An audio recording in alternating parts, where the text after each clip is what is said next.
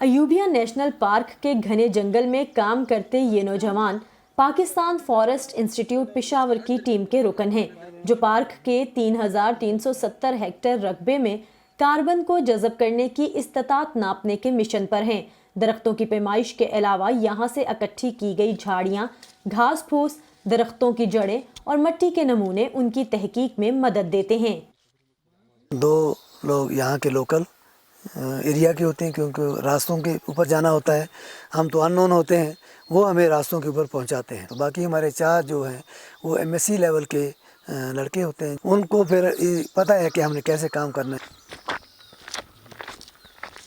Phone اور internet کے signals سے دور روزانہ 15 سے 20 کلومیٹر کا پیدل سفر طے کرنے والی ٹیم کی راستوں سے متعلق رہنمائی جیوگرافک انفارمیشن سسٹم ماہرین سیٹلائٹ اور GPS کے ذریعے کرتے ہیں۔ کھائی میں کبھی آپ پہاڑ کے اوپر چلتے ہیں تو GIS آپ کو اس طرح ہوتا ہے کہ آپ via Google earth, via different software, آپ اس کو جو ہے وہ ادھر بیٹھ کے جو ہے وہ آپ کو فیسیلیٹیٹ کرتا ہے کہ آپ کو وہ ریموٹ ایریا جو ان ایکسیسیبل ایریا ہے ادھر آپ نہیں جاتے اور آپ اس کو جو ہے وہ سارٹ آؤٹ کر دیتے، ادھر ہی آپ اس کی میپنگ کر دیتے ہیں۔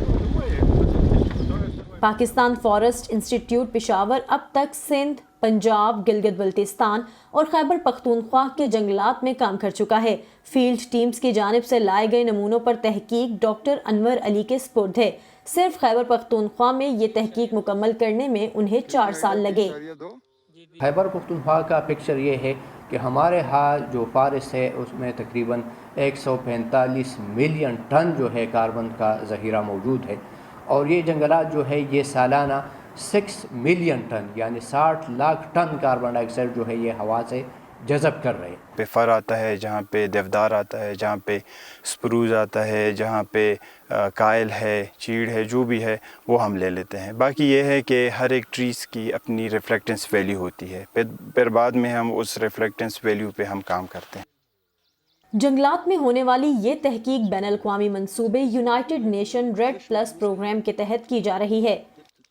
پاکستان میں زراعت اور تیل، گیس، کوئلے اور سیمنٹ جیسی مختلف صنعتوں کے ذریعے 2020 میں تقریباً 2.5 کروڑ ٹن کاربن ڈائی آکسائیڈ کا فضا میں اخراج ہوا۔ یہ مقدار ترقی یافتہ ملکوں کی نسبت تو خاصی کم ہے، لیکن کرۂ ارض کا درجہ حرارت بڑھانے میں اس کا بھی حصہ ہے۔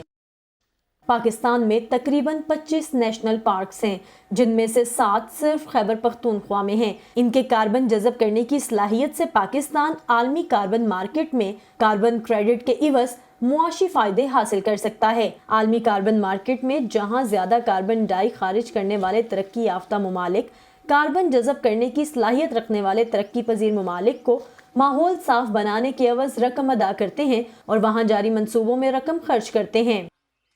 اس کا مقصد یہ ہے کہ ہمیں بھی کاربن کریڈٹ کی صورت میں انٹرنیشنل کمیونٹی سے اور انٹرنیشنل آرگنائزیشن سے وہ فنڈنگ آ جائے، جو کہ اس وقت ہمارے فارسٹ جو ہے کاربن سیکوسٹریشن کے حوالے سے ان کا جو حصہ بنتا ہے۔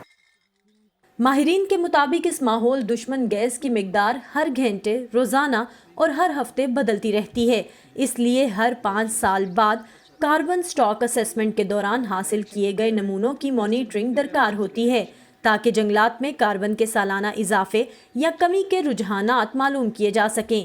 سمن Khan, voice of America, Galiyat.